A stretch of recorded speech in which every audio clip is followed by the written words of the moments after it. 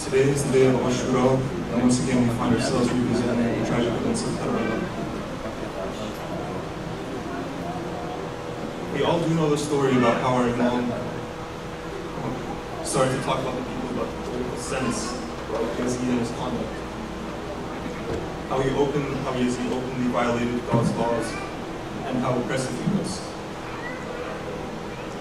We all know the story of how the people of Kufa sent our Imam alayhi salam the message to save them from the oppression. And we all know how the story of our Imam sent his cousin, Muslim ibn Ali, as a forerunner. And we all know the story of what happened. However, this Ashura, I kind of want to dwell into what can I learn from all these events.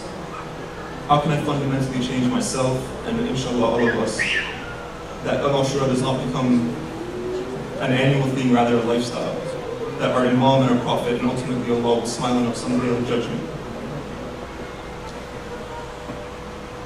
So my first point, inshallah, Islam is not, what I learned from this tragic Ashura is that Islam is not a religion of compromise, as in living with peace with obstacle force of oppression is wrong. Imam Hussein could have accepted the allegiance with Yazid and could have saved his neck. And it would have given him the rights to prayer or power over the prayers, leading the prayers and the rituals and the acts of worship of Yazid. Or as the grandson of the Prophet, he said one of the greatest jihadists to stand up, or the Prophet said one of the greatest jihadists to stand up to a tyrant ruler. Tyranny is self-applicable.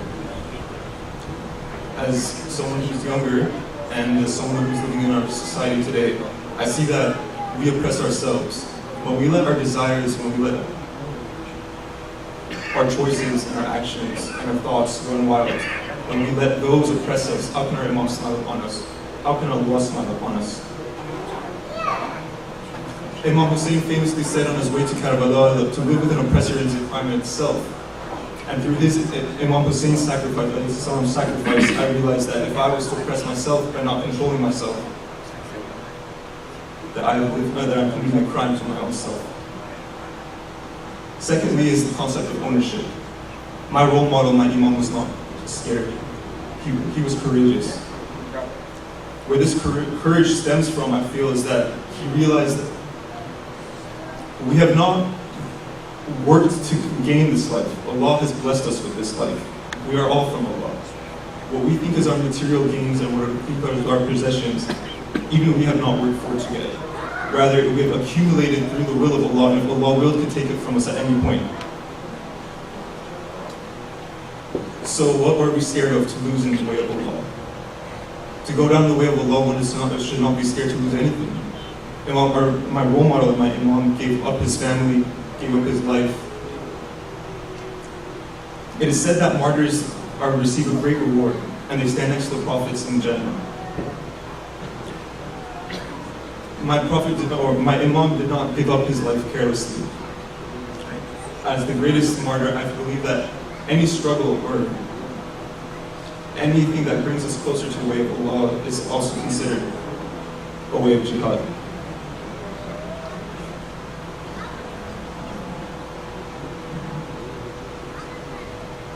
Well, the third lesson that the third point that I realized after from this Ashura is that when there's a call of duty and we are stood up, and when there's a trial that is brought among us, we have to stand up to it.